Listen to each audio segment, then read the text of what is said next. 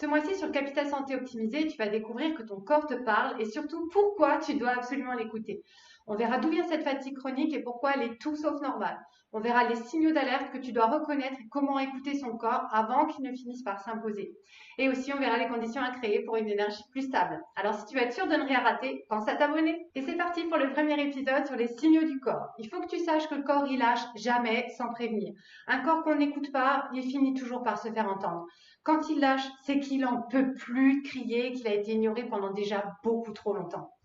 Pendant longtemps, j'ai moi-même cru que j'étais fragile, que c'était normal d'avoir le rhume ou la gastro en hiver, la fatigue, des douleurs articulaires qu'on laisse doucement s'installer.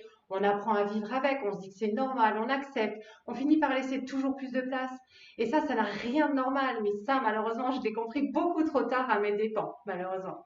C'est juste que quand on ne sait pas lire les signaux du corps, on les ignore, on leur cherche des excuses, on normalise parce qu'en fait, c'est beaucoup plus facile. Et non, ce n'est pas normal d'être fatigué en permanence. Les études le montrent, comme dans cette publication de Stozic et Hall sur le site PubMed, qui nous dit qu'il existe un biais sexiste dans la perception de la fatigue d'autrui. Les femmes, elles déclarent en fait être plus fatiguées que les hommes, mais leur fatigue, elle est sous-estimée par les autres. C'est-à-dire que les femmes, elles étaient perçues comme moins fatiguées que les hommes, même si elles-mêmes, elles déclaraient en réalité être plus épuisées. C'est parce qu'on a normalisé socialement et on y prête beaucoup moins attention. Ou encore le Parisien, qui nous dit la fatigue des femmes est sous-estimée selon la NASA. Attention! Cette parution sur le site Cornell University qui dévoile le fardeau invisible de la charge mentale.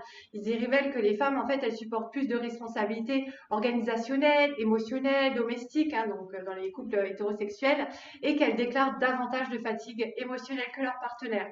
En plus, cette charge mentale, elle est souvent sous-estimée, voire invisible aux yeux de ceux qui en bénéficient, notamment les partenaires. Donc, quand tu passes ta journée de congé à récurer toute la maison de fond en comble, le linge, les courses, tu ramènes les enfants à leurs activités, et après que tout le monde soit rentré, même pas 5 minutes après, c'est Tchernobyl, plus personne ne voit ce que tu as fait, tout le monde s'en fout d'ailleurs, et qu'au lieu d'un peu de reconnaissance, tu te manges un «Oh, mais t'avais la belle vie toute la journée en congé à la maison». Alors bon, clairement, je pense que beaucoup de femmes vont se reconnaître dans ce message. D'ailleurs, dis-moi en commentaire si tu es d'accord avec ça d'ailleurs. Dis-moi ce que tu en penses, ça me ferait plaisir d'avoir ton opinion là-dessus parce qu'on n'a pas tous la même notion de belle vie. Voilà. Alors, quels sont les signes de cet épuisement? Le premier signe d'épuisement, c'est pas de tomber, c'est de ne plus jamais vraiment récupérer. En fait, les premiers signes, ils sont rarement spectaculaires. On est encore loin du malaise ou de l'arrêt brutal qui va nous clouer au lit ou nous envoyer aux urgences. En fait, ce sont toutes ces petites choses du quotidien qu'on banalise très facilement, comme une fatigue qui disparaît jamais vraiment, quand tu dors mais que tu as l'impression que tu n'as même pas récupéré, ou tu t'es déjà fatigué, comme si la nuit elle avait servi à rien du tout, ton corps qui devient plus sensible de manière générale, des tensions dans la nuque, les épaules, le dos, une digestion plus lente, plus difficile, un sommeil haché, léger, des réveils nocturnes. C'est l'accumulation de toutes ces petites choses du quotidien qui ne sont pas encore suffisamment graves pour qu'on se penche dessus, qu'on s'inquiète, mais on sent que la machine elle est déjà en train de s'user, mais on se rassure comme on peut et on normalise ce qui ne l'est pas. Ouais, c'est normal, le petit est malade en ce moment, c'est la période haute au boulot, ou c'est comme ça quand on est maman, c'est normal d'être malade l'hiver. Et finalement, en fait, les excuses s'enchaînent, la situation ne s'améliore jamais vraiment, et il y a toujours autre chose qui vient s'ajouter à la pile, et les vraiment moments de repos, en fait, sont de plus en plus rares, voire ils n'existent plus. On banalise aussi parce que tout le monde dit la même chose. Attention, n'oublie jamais, c'est pas parce que c'est fréquent que c'est normal. Malheureusement, on vit dans une société où la fatigue est devenue la norme. Donc parce qu'on valorise celles qui tiennent, pas celles qui s'écoutent. Toute ta vie, on t'a appris à penser aux autres, à faire passer tout le reste avant toi. On est conditionné pour ça depuis notre enfance et c'est pour ça qu'on normalise ces signes d'épuisement. On compense, on force, on serre les dents. C'est notre devoir. Si on ne le fait pas, il n'y a personne qui le fera. On a peur de ce que ça voudrait dire si on s'arrêtait vraiment. Alors on se motive. Allez, tiens encore un peu, il faut faire encore juste ça. Et puis encore telle autre chose. Et on continue d'accumuler, accumuler encore et encore. Ou encore l'excuse la plus dangereuse que j'entends le plus souvent, celle qui fait le plus de dégâts, c'est normal avec l'âge. C'est normal avec l'âge, c'est probablement l'excuse la plus destructrice qu'on se raconte. Parce qu'elle nous fait croire que c'est irréversible. L'âge, il fatigue pas un corps sain. Ce qui fatigue, c'est l'accumulation, l'encrassement du terrain, le non-respect des rythmes, la charge mentale constante. C'est ça qui fatigue un corps sain. Vieillir devrait jamais rimer avec douleur chronique, fatigue permanente ou perte d'élan vital. C'est pas ça les conséquences normales de l'âge. Ça, ce sont des signaux ignorés depuis trop longtemps. L'âge, c'est pas une cause. C'est souvent juste l'alibi parfait parfait justement pour nous éviter de nous pencher sur la question et de lire et d'interpréter ces signes et surtout de trouver des solutions pour y remédier. Et pourtant, c'est absolument pas une fatalité. Il y a qu'à regarder le cas de Wang Dechu, je sais pas comment on prononce, ce mannequin chinois de 80 ans qui a commencé réellement le sport à 50 ans, mais un peu plus concrètement à partir de 70 ans et qui défile aujourd'hui sur les podiums. Donc, comme quoi, il est jamais trop tard pour bien faire. La fatigue persistante, c'est pas un manque d'énergie, c'est un corps en mode survie. Il y a une différence fondamentale entre être fatigué ponctuellement et être épuisé en profondeur. Une fatigue ponctuelle, elle disparaît avec du repos. Un bon week-end, quelques nuits réparatrices et ça y est, ça repart. Mais un terrain surchargé, lui, il est plus capable de récupérer parce que le corps, il est en mode survie, il économise, il ralentit, il compense jusqu'à ce qu'il lâche. Et c'est tout ce que je veux t'éviter sur Capital Santé Optimisé parce que quand ça lâche, ça fait très mal et pendant longtemps, crois-moi, tu veux pas vivre ça. Donc ce que tu considères comme un manque d'énergie aujourd'hui, c'est en réalité une énergie qui n'est plus disponible. C'est ton corps en mode survie, en pilotage automatique. Tu as toujours l'énergie, mais elle ne circule plus.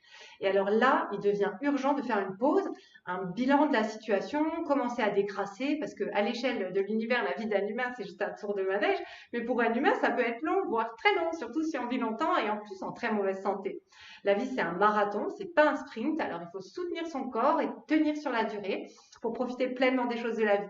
Et on le soutient aussi bien sur l'aspect physique que sur l'aspect émotionnel, qui est tout aussi important pour faire circuler correctement l'énergie. Tout ce qui ne s'exprime pas s'imprime et encrasse également. Et ce qui épuise le plus, ce n'est pas seulement ce qu'on fait, l'hygiène de vie en général, c'est aussi ce qu'on porte, le devoir, la responsabilité, que ce soit professionnel ou familial, le fait de devoir penser à tout, tout le temps, pour tout le monde, et surtout le manque de reconnaissance, comme si c'était normal de porter tout ça.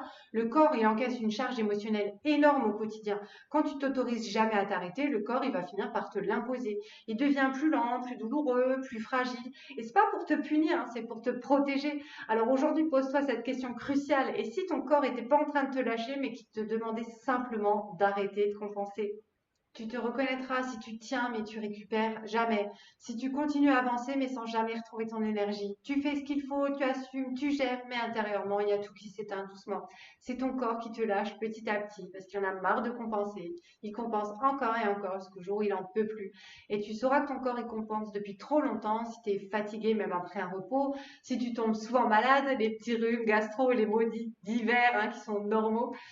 Ou si tu as le sentiment de perdre le contrôle de ta vie, si tu es sujette à l'anxiété, la peur, si tu ressens beaucoup de tension nerveuse ou articulaire, si tu es souvent hypersensible ou irritable, hein, tu exploses comme une cocotte minute à la moindre contrariété et tout de suite après, immédiatement, tu regrettes et tu culpabilises.